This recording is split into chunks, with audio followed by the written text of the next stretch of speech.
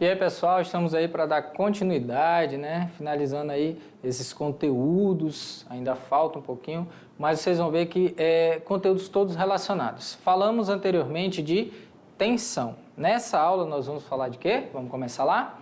Então, aula de número 15, né? Então, a aula de número 15 vai tratar de resistência elétrica. Aí, falar do resistor, só que aqui entra algo a mais. Resistência e resistividade. A lei de Ohm para resistência elétrica. Bom, habilidade, aplicar leis de Ohm na resolução de situações de problema, identificar o conceito de resistividade, tem a resistência e resistividade está atrelada ao tipo de material. Resistividade de uma substância como sua propriedade característica. Cada material, ele tem uma resistividade, assim como tem densidade cada material, nós vamos falar de resistividade. Resistor é um dispositivo elétrico muito utilizado, ora com a finalidade de transformar a energia elétrica em energia térmica por meio do efeito Joule, ora com a finalidade de limitar a corrente elétrica em um circuito. Resistores são componentes que têm por finalidade oferecer uma oposição à passagem de corrente elétrica através de seu material. Então, o que acontece? Olha só, pessoal, alguns efeitos, eles são... na realidade, a pessoa quer que aquele efeito ocorra. Exemplo, o ferro de passar que nós falamos, chuveiro elétrico e tudo mais. Só que quando você fala de computador, de celular, televisor, você não quer que ele aqueça, mas acaba aquecendo, mas não é a finalidade. Só que para reduzir a passagem do elétron, o que acontece? Você cria uma barreira. Então, se você cria uma barreira de dificuldade, vai acontecer o quê? Ele vai se chocar, ele vai bater e vai bater. Para quê? Para reduzir a corrente. Só que quando eu faço isso, o que acontece? Esse choque entre os elétrons, entre o material, os elétrons desse material, acaba agitando mais essas partículas e aquecendo. Mas lembra, nesses circuitos elétricos e eletrônicos não é o que eu queria, mas acontece. Outros, exatamente o que eu quero, como falei, os exemplos, ferro de passar, chuveiro, ou uma churrasqueira que é praticamente a mesma coisa, né? Então vamos lá, continuando. Então, falamos aí de resistividade de cada material. A essa oposição, damos o nome de resistência elétrica ou impedância, que possui como unidade o Ohm, né? Vimos na última aula aí, que é Ohm, né? Causam uma queda de tensão em alguma parte de um circuito elétrico, porém jamais causam quedas de corrente elétrica, apesar de limitar a corrente, certo? Então, vamos lá. Então, tem a ver mais aí com a tensão. Isso significa que a corrente elétrica que entra em um terminal do resistor será exatamente a mesma que sai pelo outro terminal. Porém, há uma queda de tensão. Então, o que está acontecendo? Mantendo a corrente, mas a tensão ela está mudando, no caso tendo uma queda, né? Porque está dificultando. Utilizando-se disso, é possível usar os resistores para controlar a corrente elétrica sobre os componentes desejados. Então, se aquele equipamento não vai resistir a uma temperatura maior, então você vai limitar e não vai deixar passar por ele. Aí é o controle, né? Um exemplo muito utilizado. Isso aqui vocês usam no dia a dia, às vezes nem percebem, né? Os resistores podem ser fixo ou variável. Qual é o variável? Está aqui, ó, mostrando aqui para você. Em muitos equipamentos você vê só aquele botãozinho que você gira, mas na realidade ele é exatamente o que está aqui. No caso de serem variáveis, são chamados de potenciômetros ou reostatos. O valor nominal é alterado ao girar um eixo ou deslizar uma alavanca. Aí olha só, o símbolo esquemático de um potenciômetro é esse aqui, tá vendo? O que acontece? Ele está no meio, ele tem uma certa resistência. Se eu quero diminuir a resistência, eu venho para cá. Vamos supor que a corrente elétrica está sendo nesse sentido.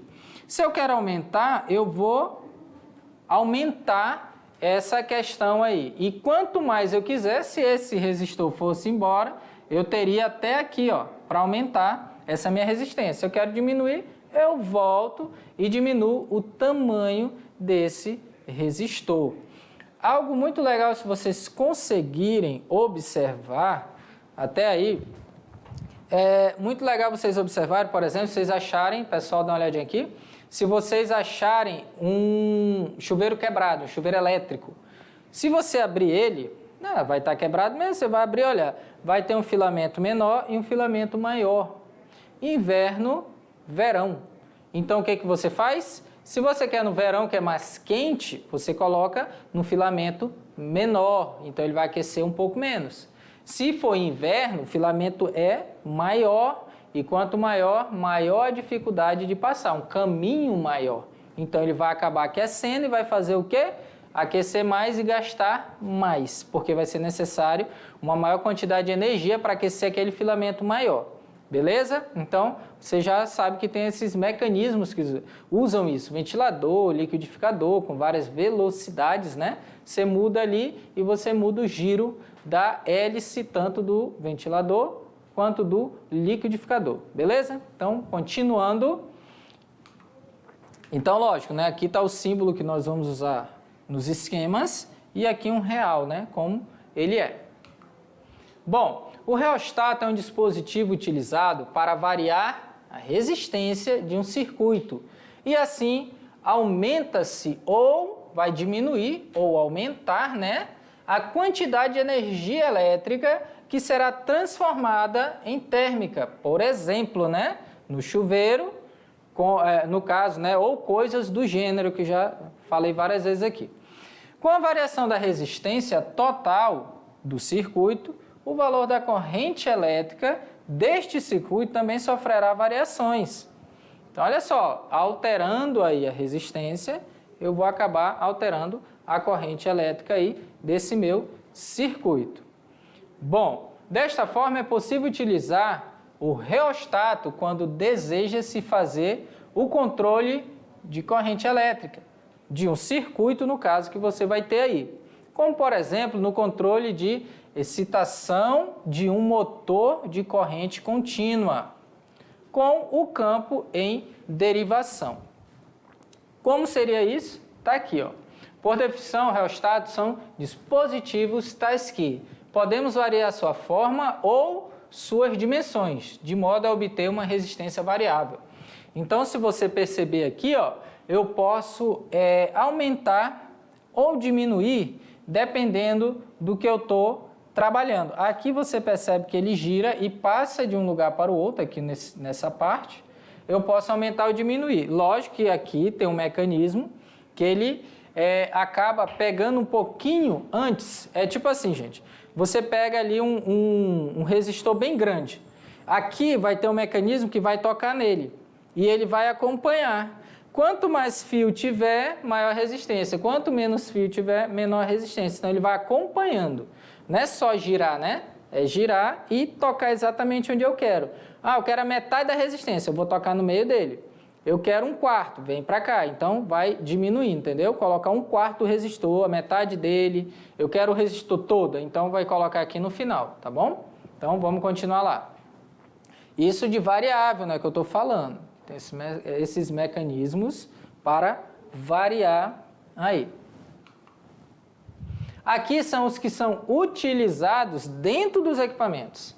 Alguns resistores são longos e finos, com material resistivo colocado ao centro e um terminal de metal ligado em cada extremidade. Então, se você perceber, ó, tem uns bem pequenos, ó, depende do que você vai trabalhar, o tipo de resistividade que eu vou querer, o resistor, qual que eu quero, né? O material está aqui. E aonde eu vou ligar, né? Que são as perninhas de metal que vão ligar no circuito, né? e aí quando passar por dentro dele. Aqui são os códigos de cores, né? Se você observar que começa a aparecer alguns códigos de cores que são utilizados, já que não dá para imprimir nele números, que ficaria muito pequeno, coloca cores. Este tipo de encapsulamento é chamado de encapsulamento axial. Então, esses resistores que vocês estão observando aí. Só tem esse tipo de resistor? Não, existem outros tipos. Um deles são esses daqui, ó, resistores usados em computadores e outros dispositivos, são tipicamente muito menores, né? São peças muito pequenas, até mesmo o celular de vocês. Frequentemente são utilizados tecnologia de montagem superficial, ou SMT, né? Esse tipo de resistor não tem perna de metal, né? Nesses terminais, eles são ali colocados direto e alguns são soldados, né? Ou até mesmo, ele é chatinho, ele não tem aquele comprimento que você viu anteriormente. E geralmente aqui ele já vem montado, né? Para você montar esse aqui teria que ter um equipamento muito sensível. Componentes de montagem superficial numa placa de circuito impresso de flash drive. Então, você já coloca, a própria máquina já monta todo ele aí para você. Resistores de maiores potências são produzidos mais robustos para dissipar o calor, né, de maneira mais eficiente, mas eles seguem basicamente a mesma estrutura. Qualquer objeto físico, de qualquer material e também, né, é um tipo de resistor. A maioria dos metais são materiais condutores e opõem baixa resistência ao fluxo de corrente elétrica. O corpo humano, um pedaço de plástico ou mesmo vácuo, tem uma resistência que pode ser mensurada. Então, por exemplo, a resistência do corpo humano, a resistência de um bastão de plástico, certo? Qualquer objeto você pode medir a resistência elétrica dele. Materiais que possuem resistência muito alta são chamados isolantes ou dielétricos, né? Que nós vimos aqui. Esses isolantes vai ajudar até para você manipular alguns equipamentos, até uma sandália havaiana ali de borracha, ela vai isolar. Lógico, se você não fechar o circuito, né? Com as duas mãos. Materiais supercondutores em temperaturas muito baixas têm resistência zero. Só que esse material aqui, gente, quando fala de supercondutores. Na temperatura ambiente, eles são tipo uma porcelana, ele não serve para nada. Como resistor condutor, ele simplesmente não tem essa resistividade baixa, né? Ele é um isolante. Mas a baixas temperaturas, a resistência dele é praticamente zero. São supercondutores. Aí são usados em vários locais, né? Até no CERN, no acelerador de partículas, são usados esses supercondutores aí, que é muito importante. Vamos lá, continuando? Só que a temperatura normal, eles são isolantes.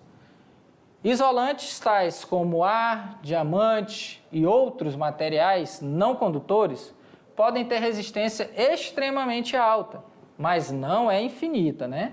Mas falham e admitem que ocorra um grande fluxo de corrente sobre tensões suficientemente altas. Foi o que nós falamos aqui da questão de materiais isolantes, que dependendo do campo elétrico, né, que está sendo exercido ali, chega uma hora que vai superar e ele vai acabar sendo condutor, que é a questão do ar, né? O ar ioniza ali e tem a descarga elétrica. Então, ele é isolante até um certo ponto.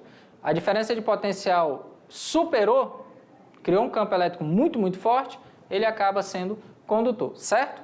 Então, vamos lá, continuando. Um resistor ideal, que seria o perfeito, né? É um componente com uma resistência elétrica que permanece constante, independente da tensão ou corrente elétrica que circule pelo dispositivo. Só que se você pensar, gente, você pensa assim, o que seria esse resistor ideal? Se eu aumentar a tensão demais e mudar a passagem de corrente elétrica por ele, ele vai acabar aquecendo. difícil você controlar. Então, essa diferença de temperatura ela tem que ser muito pouca. Só que a maioria de alguns equipamentos eu não consigo fazer isso. Então, eu tenho que acabar tendo um equipamento para resfriar esse resistor para que não oscile demais a sua temperatura, certo? Então, tem coisas que nós utilizamos aqui para ficar mais fáceis os cálculos, mas no dia a dia não é tão fácil calcular assim, tá bom? Então, vamos lá, continuando. Então, lembrando, né, que ele é ideal quando mantém a resistência independente da tensão corrente que passar por ele. Resistência elétrica, né? A medição crítica de um resistor é a resistência, que serve como relação de tensão para corrente. É medida em ohms, certo? A unidade, uma unidade do Sistema Internacional. Um componente tem uma resistência de 1 ohm se uma tensão de 1 volt no componente fizer com que percorra pelo mesmo uma corrente de intensidade 1 ampere. Então, olha só, 1 ohm, 1 volt, 1 ampere. O que é equivalente à circulação de 1 coulomb de carga elétrica. Aproximadamente o valor disso aqui de elétrons. Olha o tanto que passa aí por esse condutor em 1 segundo. Então, passa 6,24 vezes 10 a 18 elétrons em 1 segundo, se eu conseguir 1 volt por 1 ampere em um resistor de 1 ohm. Então, aí eu vou ter esses valores. O valor de um resistor pode ser facilmente identificado de acordo com as cores, que eu falei anteriormente, que apresentam na cápsula, que envolve o material resistivo, ou usando um ohmímetro, né? Esse ohmímetro, na realidade, é um multímetro que tem a função de medir tanto a resistência quanto corrente e tensão. Um multímetro pode ser usado para medir a resistência em ohms. Ele também pode ser usado para medir a tensão, corrente e outras características. Então, quando eu falo aí ohmímetro, pessoal, quando eu falo ohmímetro, eu estou falando um equipamento que vai medir ohms. Só que você dificilmente vai achar um ohmímetro só para aquilo. Você vai ter o quê? Um multímetro. Ah, eu quero saber qual é a tensão dessa casa. Vai lá, tá, coloca na tomada. Ah, essa daqui é 110. Ah, eu vou olhar a outra ali se está certo.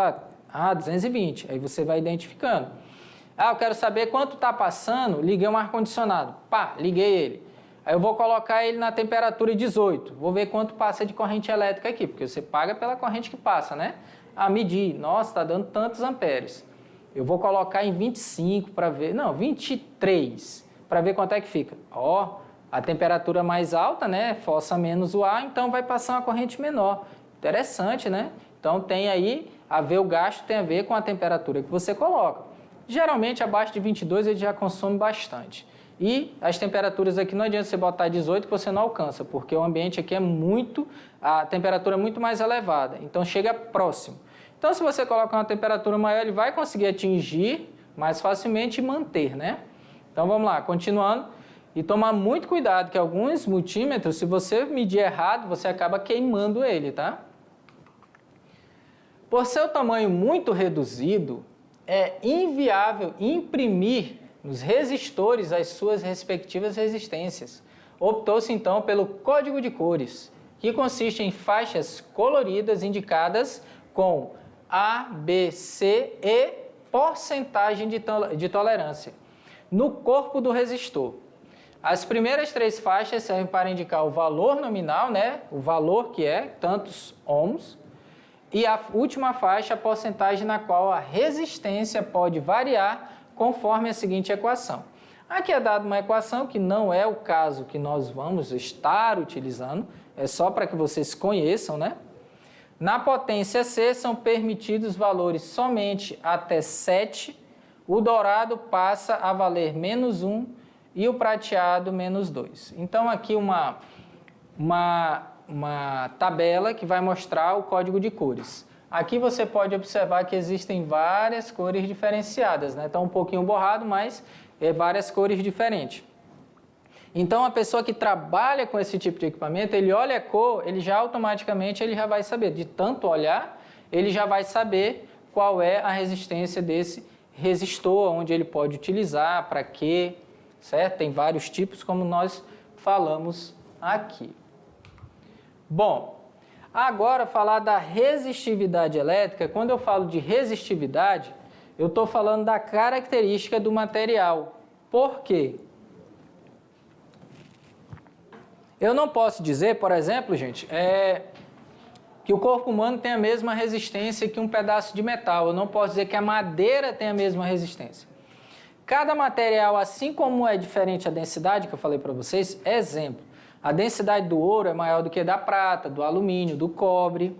Só que será que a resistividade dele é melhor ou melhor, a resistividade dele é maior ou menor que a da prata?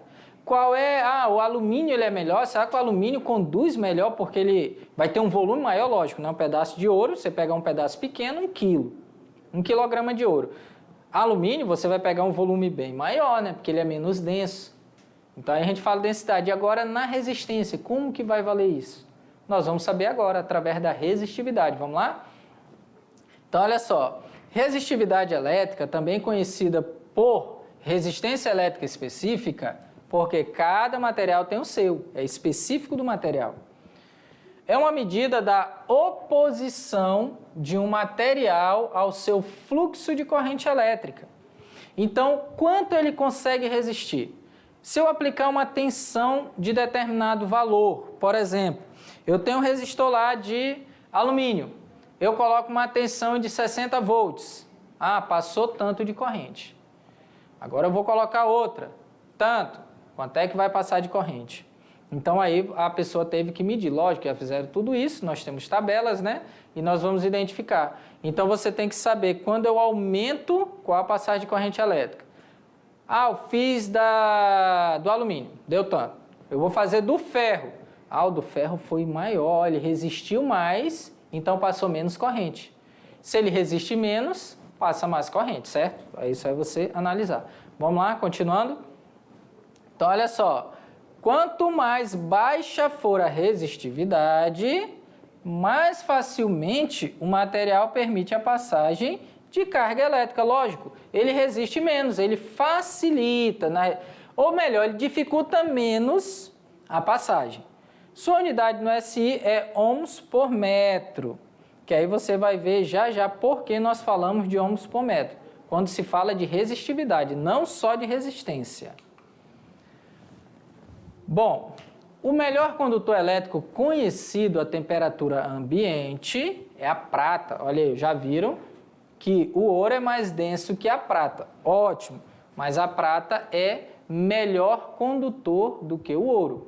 Este metal, no entanto, é excessivamente caro para o uso em larga escala. Você não vai ver por aí fiações de prata. Só se for um equipamento muito pequeno, que usa muito pouca prata, né?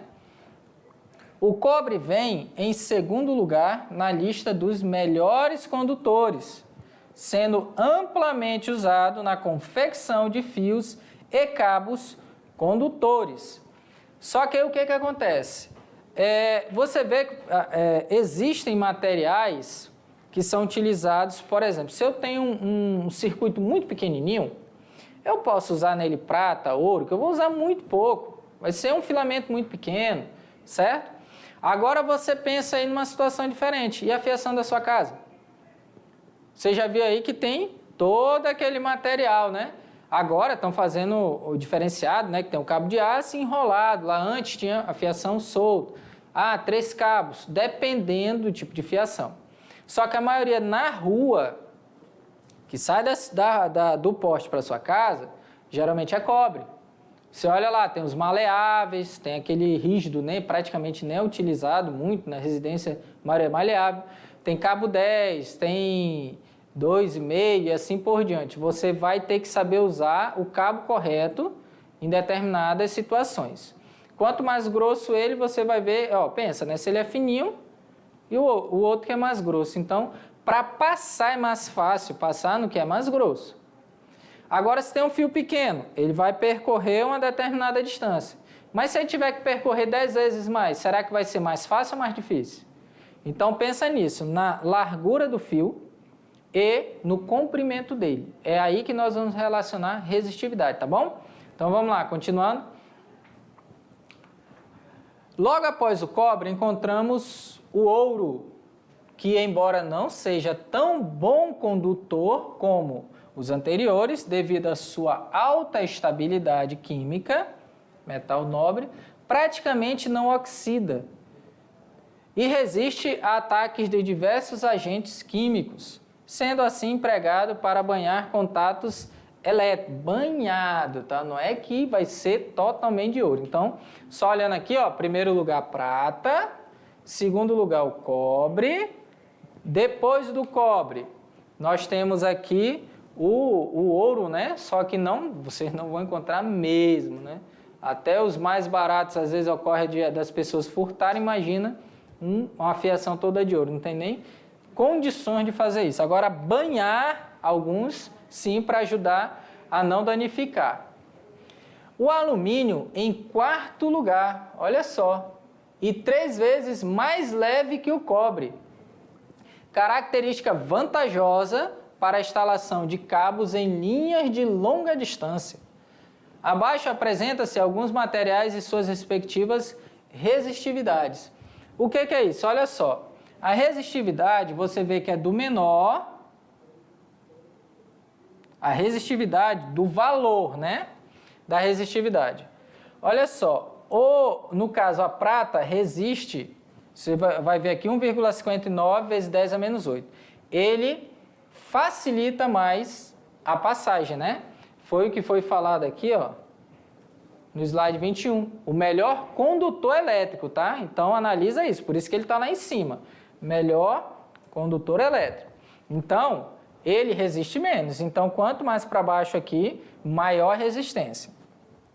Então, foi falado da prata, do cobre, do ouro e do alumínio. Tungstênio, níquel, latão, ferro, estanho e platina. Esse tungstênio, você pode pensar, o filamento da lâmpada incandescente da halógena é o tungstênio. Ah, professor, o que é tungstênio? Nunca vi isso. É aquele filamentozinho da lâmpada que quando quebra, o que a pessoa fazia? Ficava ali balançando até tocar, né? Tocava, acendia. Ele, pô, consertei. Não, só é na hora que liga. Enquanto tocar, beleza. O tungstênio, ele é muito resistente.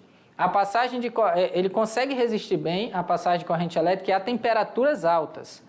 Mas qualquer batida nele, ele quebra.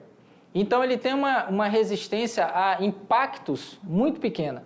Mas, aí você pensa, eu nunca vi tungstênio na minha vida. Você tem caneta? Se tiver uma caneta, você vai perceber que a ponta dela tem uma esfera. Deixou a caneta cair de ponta, fala lá, vixe, estragou a caneta, caiu de ponta. Porque aquela bolinha, para impacto, ela não é legal, ela danifica, ela tem que estar perfeita, porque ela gira ali. Então, quando você aperta, ela não vai girar mais. Só que se você pensar, quando você escreve muito tempo, ela aquece. Então, o material ali tem que ser o quê? Ele tem que ter uma boa resistência a altas temperaturas, certo?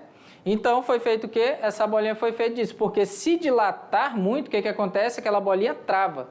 Aí você não consegue mais escrever. Então, você já sabe onde tem um pouquinho de tungstênio aí, ou no filamento, ou nessa ponta da caneta que vocês usam. Então, vamos lá, continuando. Você vai dizer, mas o que é tungstênio? Né? Então, tungstênio é isso aí. E aqui a tabela, se precisarmos... E a temperatura aqui, ó, a 20 graus Celsius, tá? Isso aqui influencia. Pode mudar muito pouco dependendo da temperatura.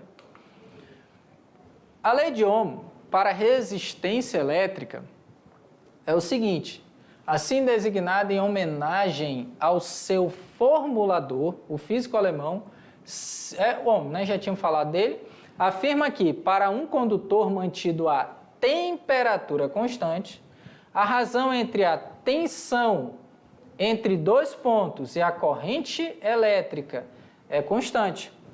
Essa constante é denominada resistência elétrica. Quando essa lei é respeitada por um determinado condutor mantido a temperatura constante, este denomina-se condutor ôhmico que nós falamos na aula anterior. Qual é o condutor ômico? Só lembrando, se vocês aí observarem.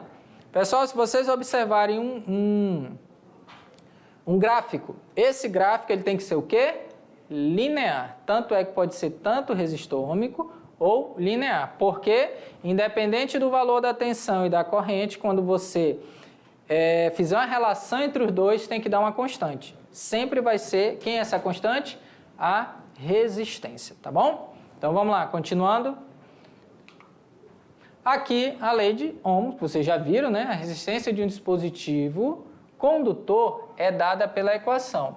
Resistência é igual a tensão dividida pela corrente, ou a tensão é igual a resistência vezes corrente, ou também, né? Se você quiser aí, tensão é igual a R vezes I, é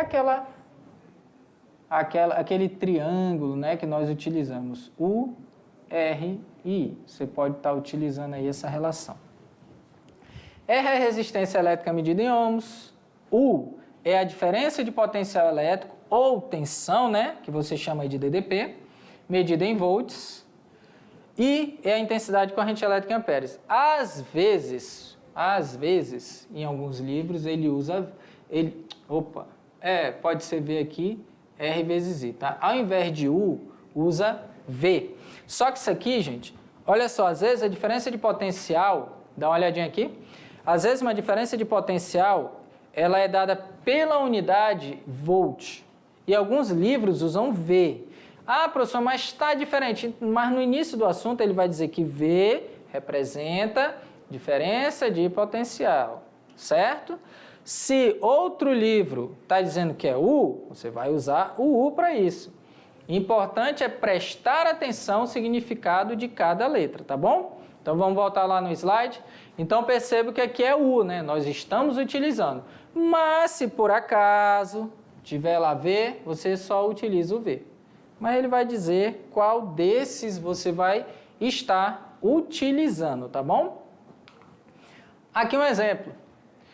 Nos choques elétricos, as correntes que fluem através do corpo humano podem causar danos biológicos, que, de acordo com a intensidade da corrente, são classificados segundo a tabela a seguir. Olha só o tanto, tá? Mili significa 1000 vezes menor que uma unidade de ampere, tá? 1 ampere, aí eu divido em 1000 partes, eu vou ter mili. Olha só, uma corrente até 10 miliamperes, dor e contração muscular. Você pode sentir dor e aquela contração. Acho que todo mundo já pegou um choque legal, né, gente? Você está passando ali, primeiro lugar que você sente, no pulso e nessa região aqui, né, do pé, que você vai sentir bem nessa região. Ou nessas ligações, nos nervos. Então você sente aquela travada. E o que acontece? 110 você ainda fecha a mão, né, porque ele contrai. Aí você gruda, só que um adulto consegue se livrar tranquilamente. Uma criança é mais difícil. E não pode estar molhado. Se tiver molhado, a sua resistência diminui drasticamente, você acaba tendo um grande risco aí de óbito. Tá? Então não mexa com fiação elétrica no lugar molhado, de forma alguma, tá bom? Então vamos voltar lá. Olha o tanto só. Gente, 10 miliamperes é muito pouco. Já dá dor e contração muscular. De 10 até 20, aumento das contrações musculares. Vai ser mais forte a contração do que 10. De 20 a 100, olha o que acontece, parada respiratória. A pessoa pode parar de respirar aí. De 100 miliamperes até 3, fibrilação ventricular que pode ser fatal. É o músculo ali do coração fibrilar, né? Ele fica travado, tremendo muito, fora do que é o normal dele. E acima de 3, parada cardíaca, queimaduras graves. Aí você pensa, como assim? Quando você é percorrido por uma corrente muito alta, acima de 3, ela pode queimar, porque ela vai passar pelos sais minerais do seu corpo e queimar internamente. Eu não estou falando de queimadura que aparece na pele, não, estou falando dos órgãos. Por isso que muita gente pode falecer muito, assim, depois de um choque, você fala, nossa, foi só durante algum tempinho. Não, mas ele teve queimadura interna e também externa na pele aparece, tá bom? Então, Como eu falo, tomar muito cuidado e nem chegar perto de fios de alta tensão, tá bom? Vamos continuar lá. Então, olha só, entre 100 mA até 3 amperes pode ser aí fatal, certo? Considerando que a resistência do corpo em situação normal, pele seca, é da ordem de 1.500 ohms. Em qual das faixas acima se enquadra uma pessoa sujeita a uma tensão de 220? E a parte boa, você vai até falar, professor, como assim? Você vai falar da parte boa de uma coisa ruim? A parte boa 220 é que você leva um choque e cai, você é jogado. É a parte boa, né? A parte ruim é que pode acontecer algo pior, mas o 110 gruda. O 220 ele joga você, tá bom? Então vamos lá, continuando. Então ele está querendo saber se em condições normais, pele seca, você levar um choque de 220 volts, em qual desses você se enquadra? Dor, contração muscular, parada respiratória, parada cardíaca ou queimaduras graves? Qual seria? Então vamos lá. A resistência é igual a U sobre I. Significa o quê? Que a resistência é 1.500 e a tensão 220. A corrente elétrica passa multiplicando e o 1.500 passa dividindo. Aí você pega 220, divide por 1.500 e chega no resultado de 0,146.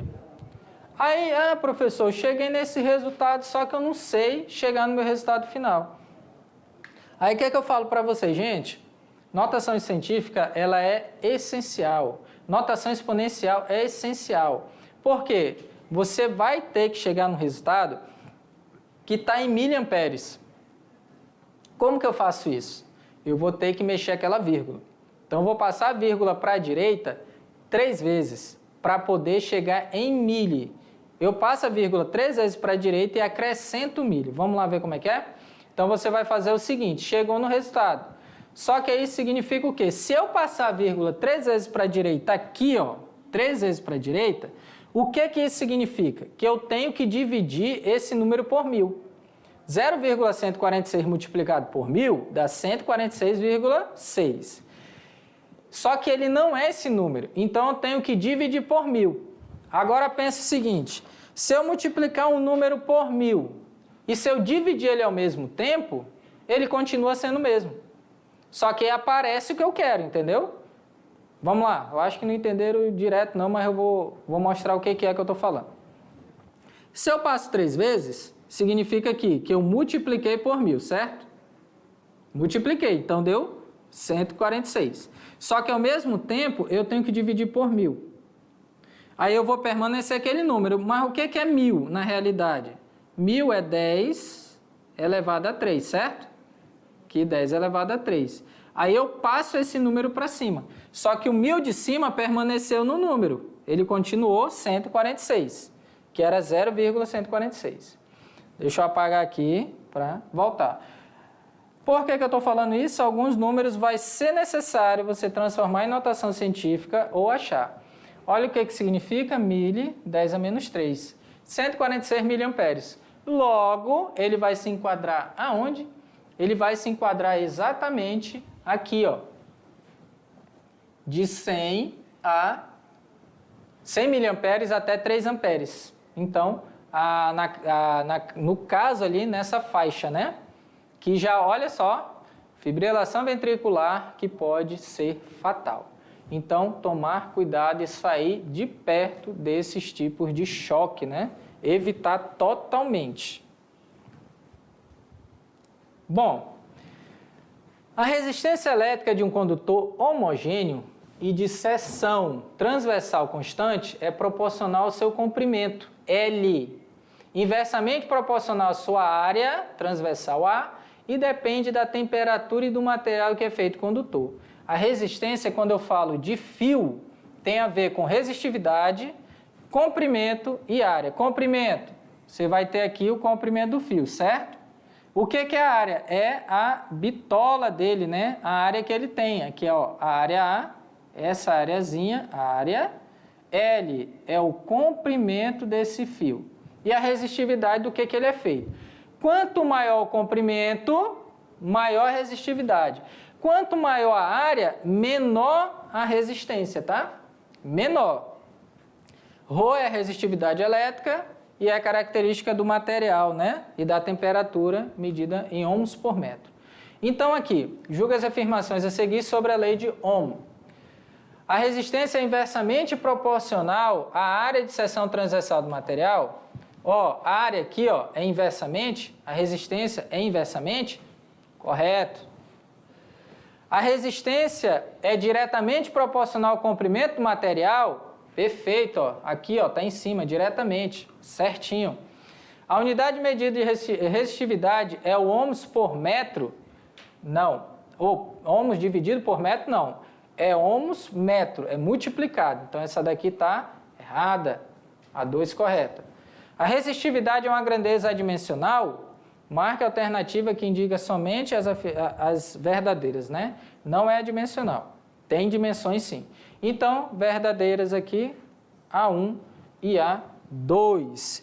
Então, aí, chegando na resposta correta, somente A1 e A2. Então, pessoal, olha só, quando você olha para a equação, lembra, resistência tem a ver com o tamanho do fio que você está utilizando. Se você pegar um fio muito comprido, ele vai ter uma resistência maior. Só que quanto mais fino o fio, mais resistente, porque é mais difícil de passar. Você vai pensar no encanamento. É mais fácil a água passar no cano mais grosso ou no cano mais fino? Lógico, no cano com a área maior. Então, lembra, resistência e dificuldade de passagem de corrente elétrica, certo? Então, já já a aula continua.